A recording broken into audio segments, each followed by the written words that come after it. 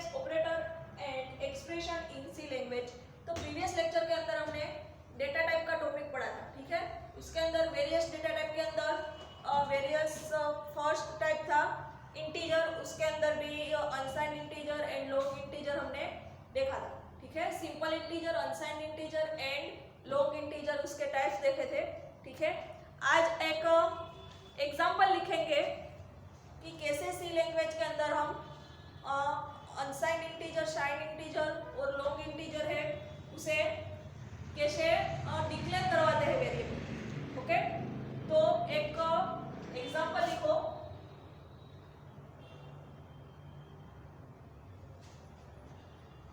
कि हेडिंग क्या लिखोगे, program to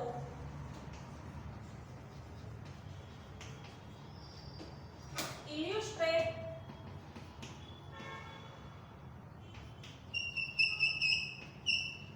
the use of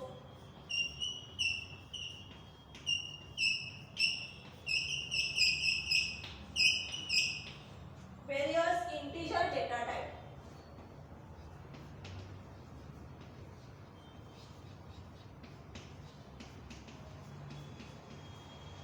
various integer data type।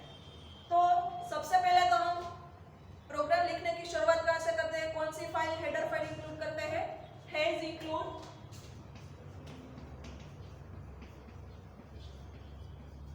Standard STD, standard input output file dot H, stdio.h file एक header file add करते हैं, okay. फिर main program हमारा start होता है इंटीजर मेन, ओके। फिर कर्ली ब्रैकेट्स ओपन। अब उसके अंदर मैं एक वेरिएबल लिखती हूँ integer mark equal to -10। Mark की वैल्यू कितनी है मैंने स्टोर करवाई -10। फिर एक अनसाइंड इंटीजर डिक्लेयर करवाती हूँ, unsigned integer for example date. Date है वो अनसाइंड होनी चाहिए, date equal to 30। Means negative value आप उसमें स्टोर नहीं करवा सकते क्योंकि आपने लिखा है अनसाइंड, आगे डिक्लेयर कर दिया, ठीक है। And long integer third type क्या है, long integer equal two variable name लिखती हूँ पॉपुलेशन इक्वल टू कोई मैंने यहाँ बड़ी नंबर डाल दी,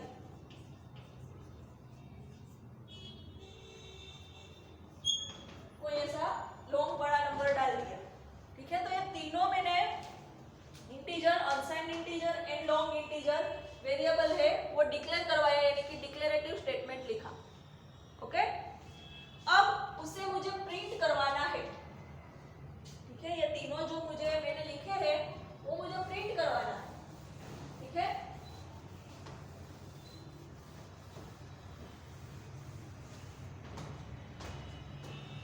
यहां से अपनी नेक्स्ट लाइन यहां लिखती हूँ, ठीक है। तो प्रिंट के लिए कौन सा फंक्शन है सी लैंग्वेज के अंदर हमारे पास, प्रिंटफ। ब्रैकेट्स के अंदर, राउंड ब्रैकेट्स के अंदर, डबल कोट्स के अंदर मार्क इक्वल टू, ओके। अब इंटीजर है उसके लिए आपको %d यूज करना प्रिंट के अंदर, ठीक है। %d डबल कोट्स के अंदर मार्क इक्वल टू %d। और उसके लिए हमने कौन सा वेरिएबल लिया है, मार्क के लिए यहाँ पर क्या डिक्लेयर किया है, यहाँ जैसे लिखा है वैसे ही आपको यहाँ लिखना, ओके। कैपिटल स्मॉल जो भी लिखा है तो यहाँ पर मार्क। ये फर्स्ट प्रिंटफ फंक्शन हमारा कंप्लीट हुआ, ठीक है। अब प्रिंटफ डेट के लिए, डेट इक्वल टू, अब डेट का डेटा टाइप क्या है, अनसाइंड इंटीजर। तो आपको परसेंटेज अनसाइंड इंटीजर के लिए क्या लिखना पड़ेगा, %u।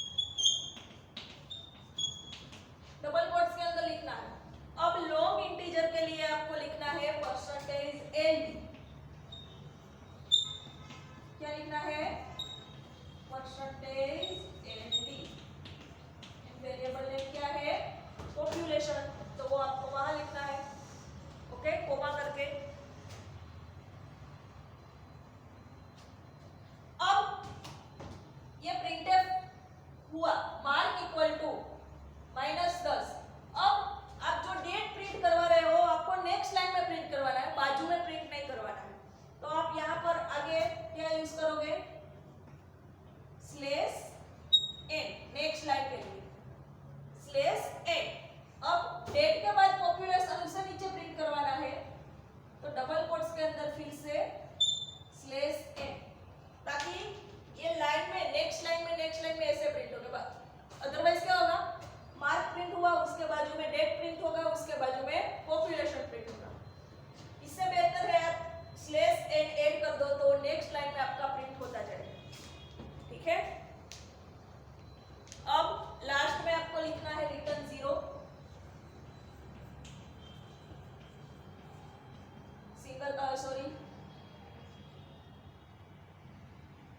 सेमीकोलन, एंड जो आपने यहाँ पर मेन फंक्शंस के बाद कर्ली ब्रैकेट्स चालू किया था उसे यहाँ पर आपको लास्ट में क्लोज करना पड़ेगा।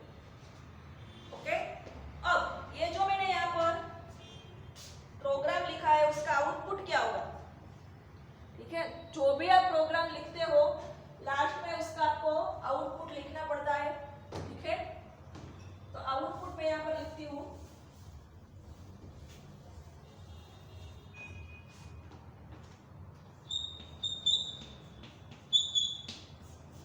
पहले क्या प्रिंट होगा, मार्क कितने थे, -10, फिर डेट, डेट कितनी थी 30, फिर पॉपुलेशन इक्वल टू हमने यहाँ पर क्या डाला था, पॉपुलेशन 42367895 तो ये हो गया आपका आउटपुट। तो प्रोग्राम किसके लिए था, illustrate various integer data type, integer various integer data type समझने के लिए यहाँ पर हमने एक प्रोग्राम लिखा। आपको राइट डाउन करना है, आउटपुट भी लिखना है। ओके,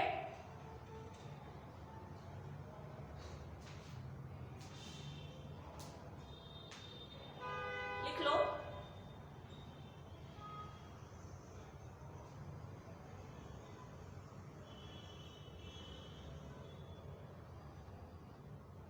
अब नेक्स्ट डेटा टाइप है रियल, यानी कि फ्लोट। ओके, फर्स्ट क्या था, integer,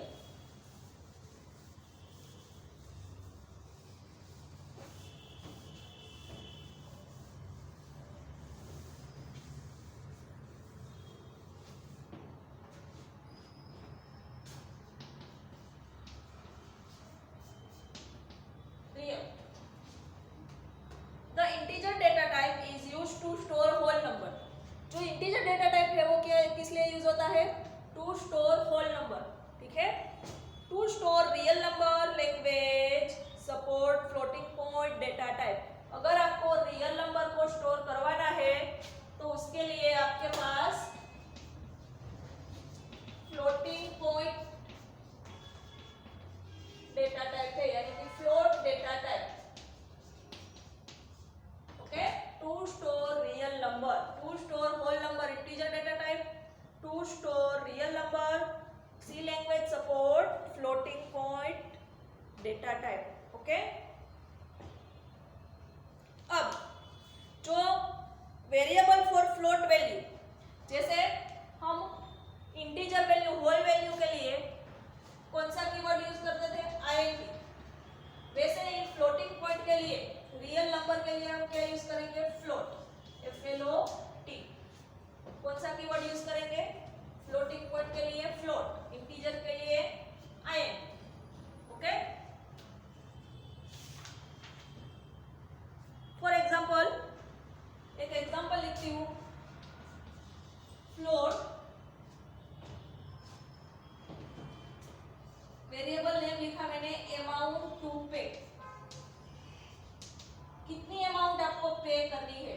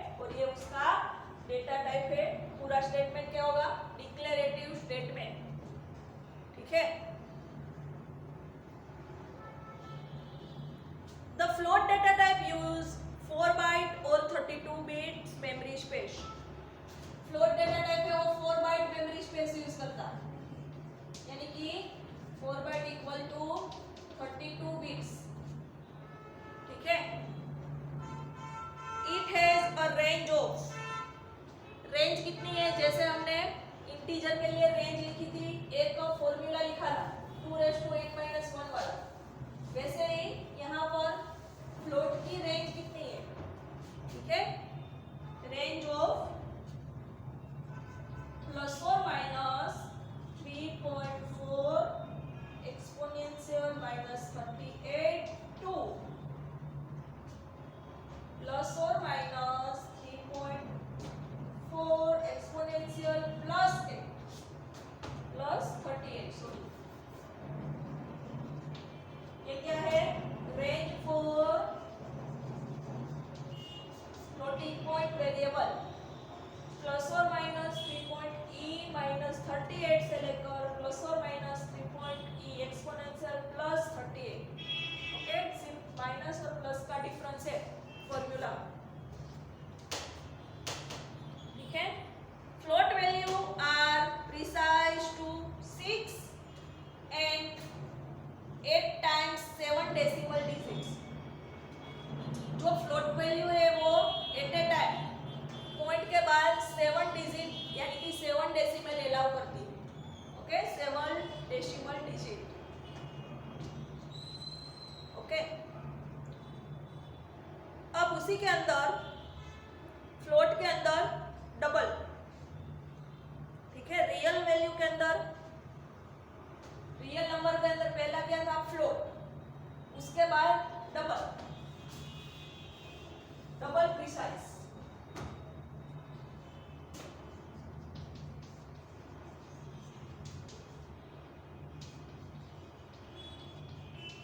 double precision. Keyword double is used when we need high precision.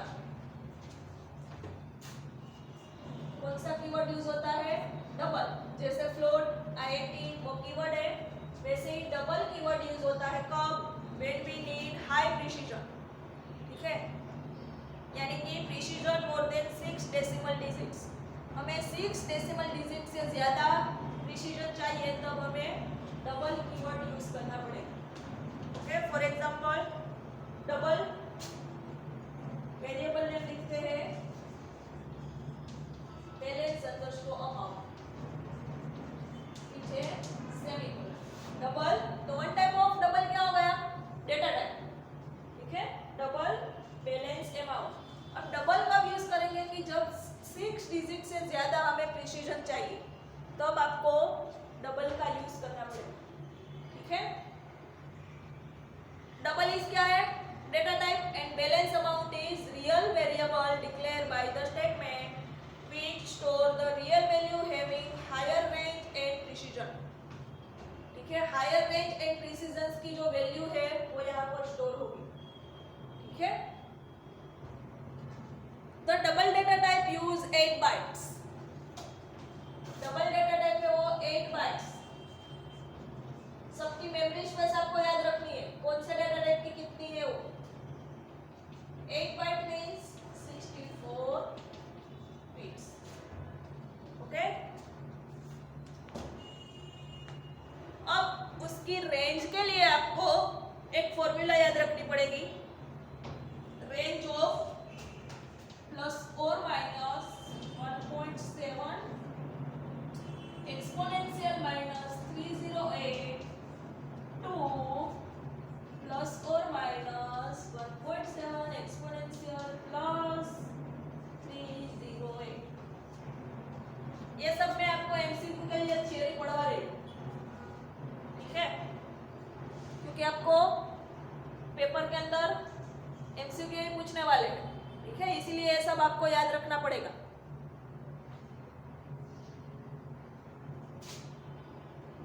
अब डबल वैल्यू है,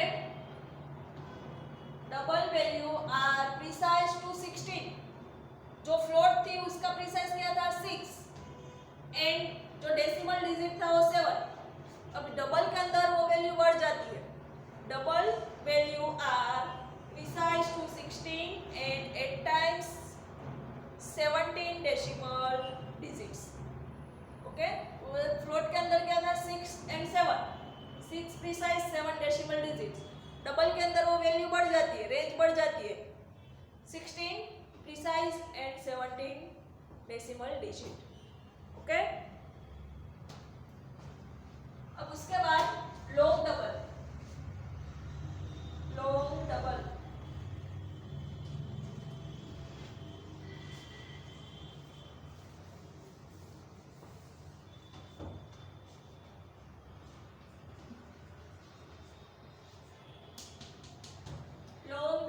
precision. Adding long as prefix to double increases the range of double variable. Float की range बढ़ाने के लिए double use किया, अब double की भी रेंज बढ़ाने के लिए हमने प्रीफिक्स क्या ऐड किया, लॉन्ग। जैसे हमने लॉन्ग इंटीजर ऐड किया था वैसे ही डबल के अंदर लॉन्ग डबल, तो उसकी क्या बढ़ जाएगी, range of double value, double value की भी रेंज बढ़ जाएगी।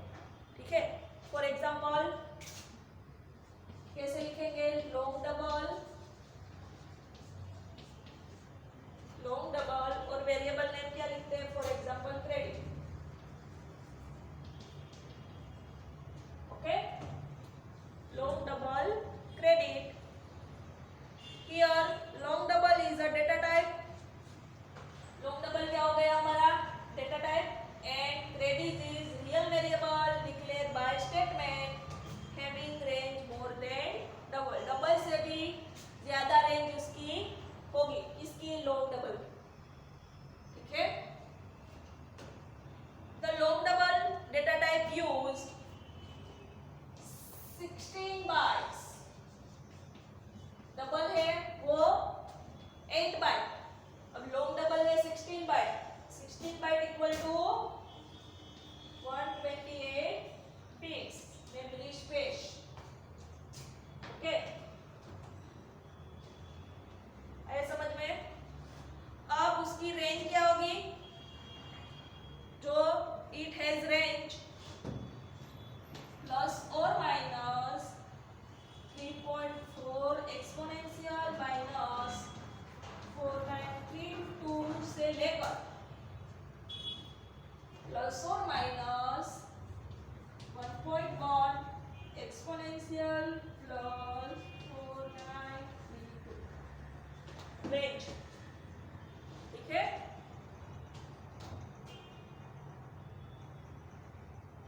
अब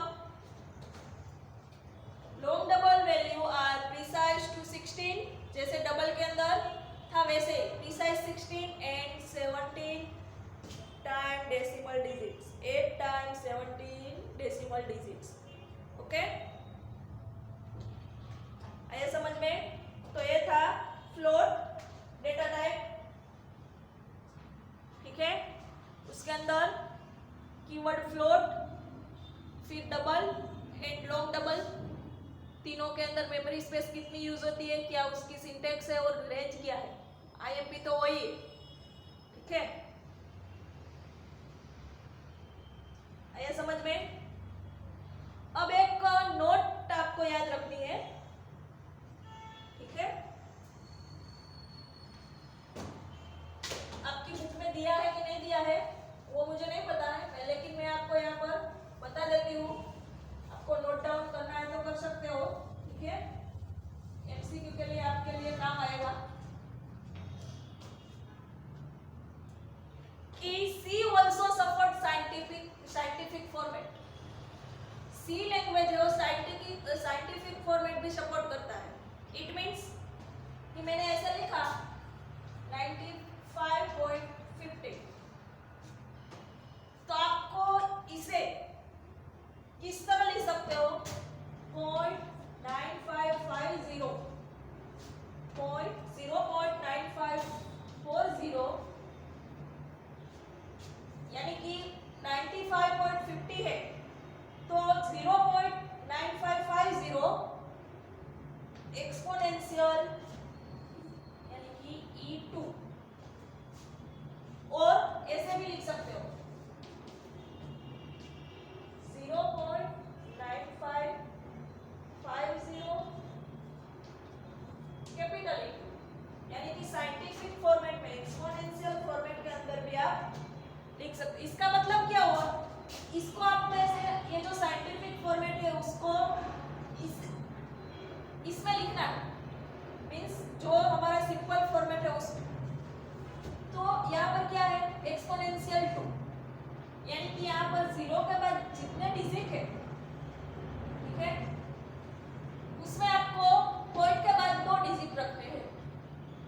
तो यहाँ पर क्या है 9550, अब पॉइंट के बाद 2 डिजिट आने चाहिए। E2 मींस पॉइंट के बाद 2 डिजिट्स, तो यहाँ पर पॉइंट लगा दो। अब ये ओके, तो सी लैंग्वेज है वो साइंटिफिक फॉर्मेट है, वो भी सपोर्ट करता है।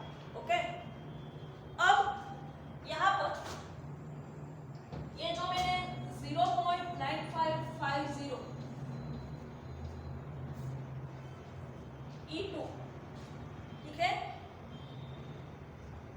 मैंने ये लिखा, तो उसमें जो 0.9550 है उसे बोलते हैं मेंटिशा। क्या बोलते हैं, मेंटिशा, ठीक है।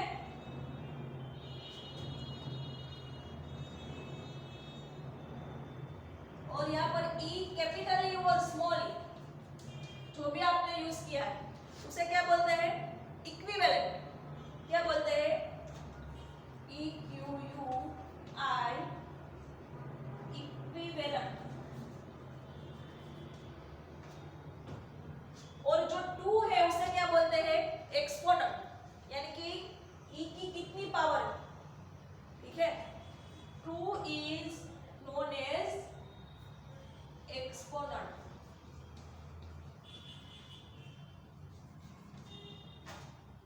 आया समझ में, मेंटिशा, इक्विवेलेंट, एक्सपोनेंट। मेंटिशा क्या है, इसमें 0.9550, E मींस इक्विवेलेंट और एक्सपोनेंट कितना है 2, यानी कि पावर कितनी है 2, ठीक है। आया समझ में।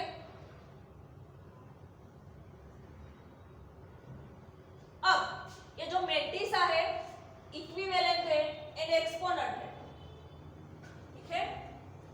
तो वो मेमोरी में कैसे रिप्रेजेंट होता है, मेमोरी के अंदर कितने बिट्स वो ऑक्यूपाई करता है मेमोरी स्पेस, ठीक है। The memory representation of float is display as follow. For example, memory representation कैसा होगा इसका, टोटल हमारे पास कितने बिट होते हैं, 32 बिट्स, ठीक है। फर्स्ट वाला बिट मोस्ट सिग्निफिकेंट बिट, फिर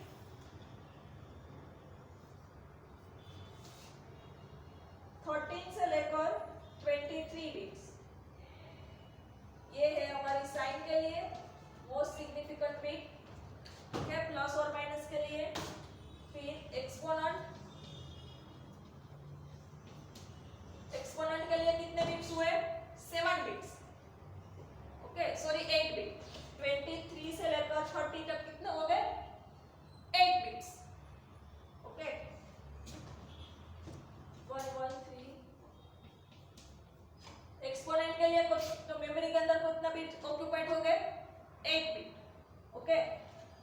एंड लास्ट में 0 से लेकर 22 वो किसके लिए होते हैं, मेंटिशा के लिए, okay. Sign, exponent and mantissa. Mantissa के लिए 23 बिट्स, क्योंकि 0 से लेकर 22 यानी कि टोटल बिट कितने हो गए 23, 23 से 30 टोटल 8 बिट।